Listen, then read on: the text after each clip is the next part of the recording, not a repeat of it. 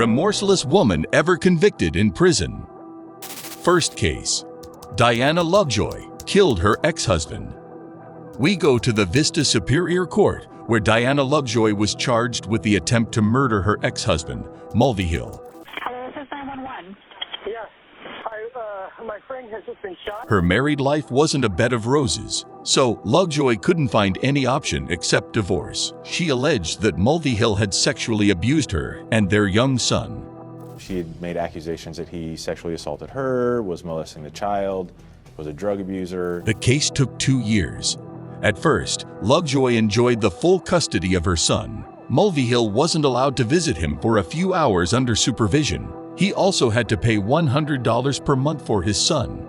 But what happened later became the reason for this murder. The court ordered Lovejoy and Mulvihill to share custody and the monthly payment for their son. Lovejoy was earning $10,000 per month. She had to pay Mulvihill $120,000. She had 3 months to give him $120,000 cash. Things sound good, but Lovejoy didn't want to share custody. Whatever, she paid $120,000 to Mulvihill. However, the increasing pressure supported her evil intentions, and she executed the crime after 4 months of paying her ex-husband.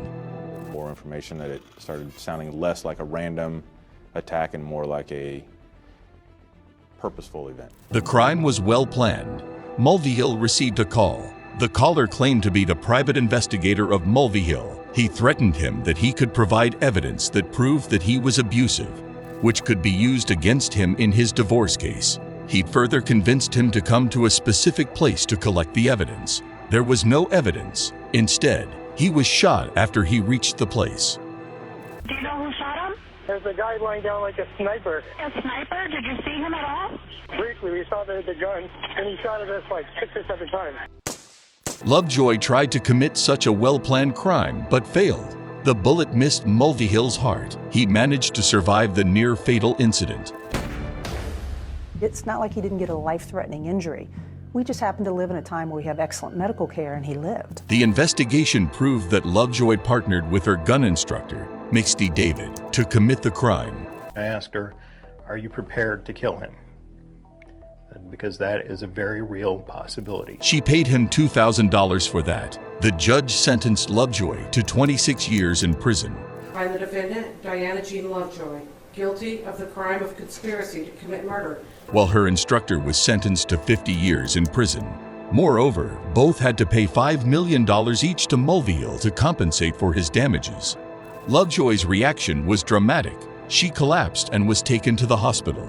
She said she felt her voice wasn't heard during the trial. But Lovejoy was cruel in front of the court, while Mulvihill was innocent and deserved justice. In fact, some statements also prove that the reasons Lovejoy explained for her divorce were wrong. Second case. Jodi Arias killed her boyfriend. Okay, now welcome to Maricopa County Superior Court, and this is Jodi Arias, who was accused of the gruesome murder of her boyfriend, Travis Alexander.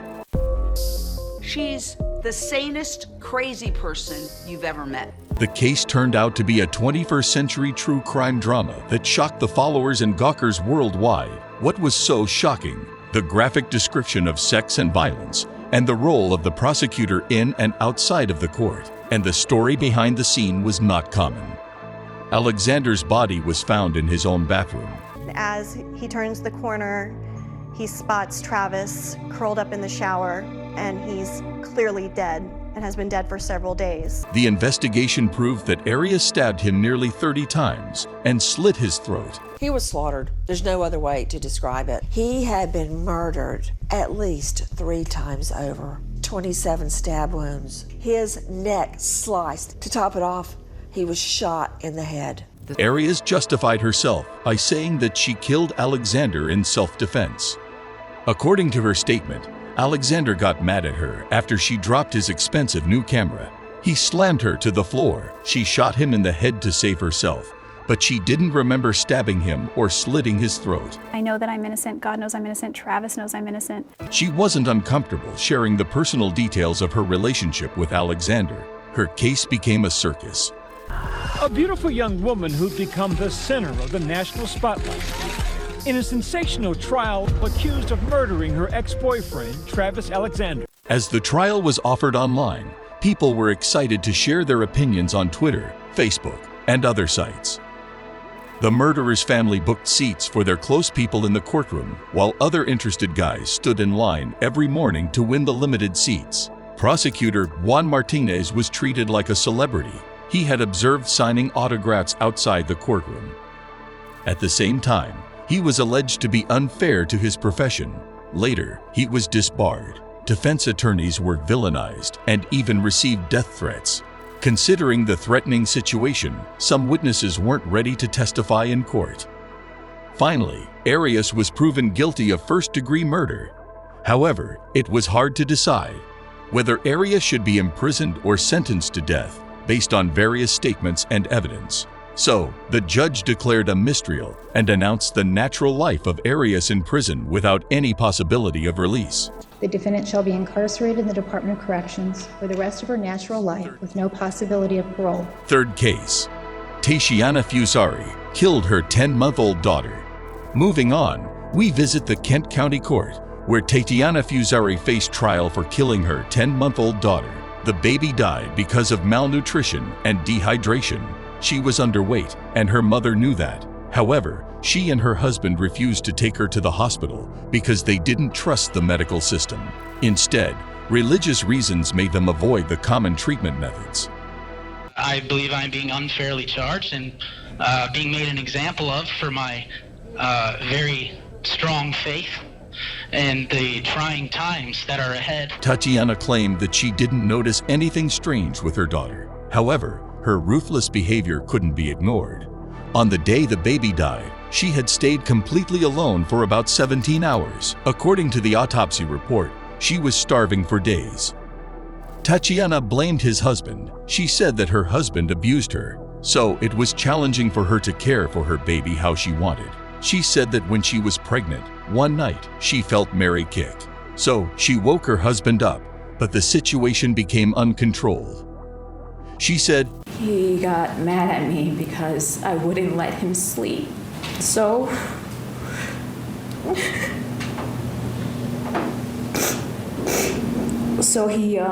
he asked me what was wrong with me, and he rolled over to face me. And he rolled over to face me, and he started punching me in the face.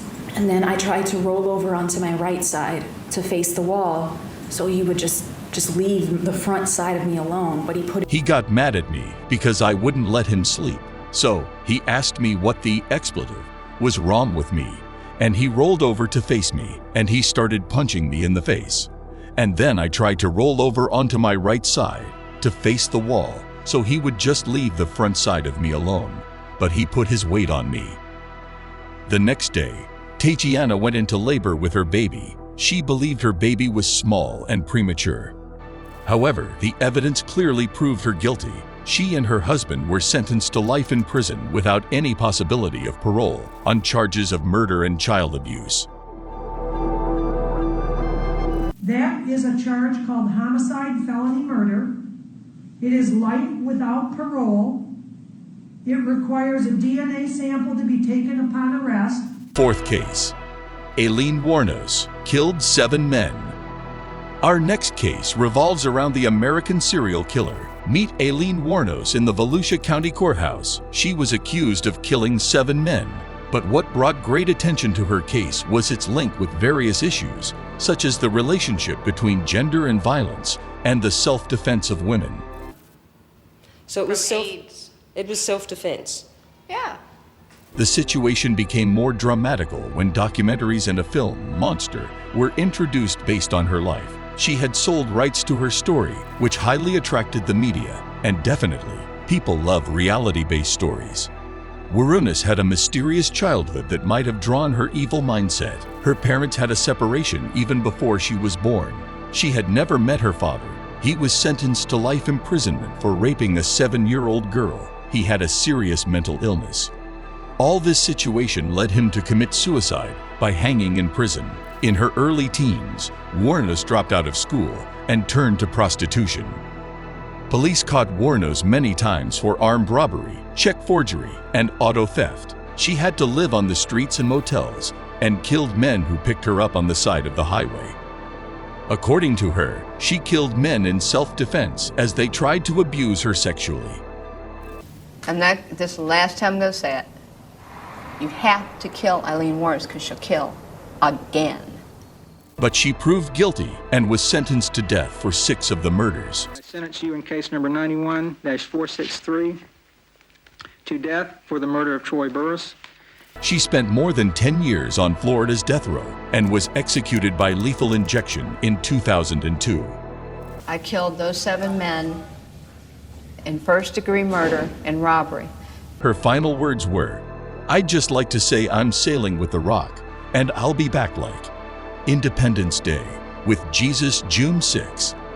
Like the movie, big mothership and all, I'll be back." Fifth and the last case. Kemia Gamut killed her boyfriend. Thank you. And probably see, I'll be up in heaven while y'all are rotting in hell. Our last case belongs to Jackson County Circuit Court, and this is Kemia Gamut, who was charged with first-degree murder of her boyfriend. He died from stab wounds and blunt force trauma to his head. Gamut claimed that she was murdered in self-defense. Further, she said, basically at trial, the way I was portrayed, mostly everything was lies. There was a little bit of truth, but mostly I was convicted off of lies.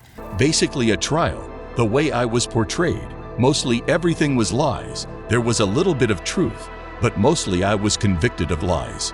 Moreover, Gamut tried to prove that she wasn't able to speak with authorities because she was drunk and physically unstable due to being deprived of food, sleep, and medical attention.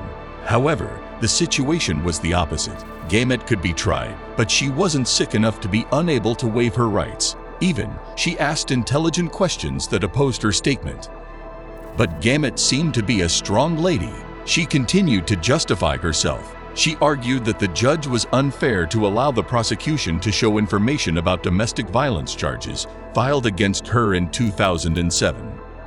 She and her lawyer also said the judge should have allowed them to show evidence about Gamut's boyfriend's past. He was a sex offender who had been convicted of second-degree criminal sexual conduct and felonious assault. However, the Court of Appeals agreed with the judge, who found information about the violent history of her boyfriend irrelevant.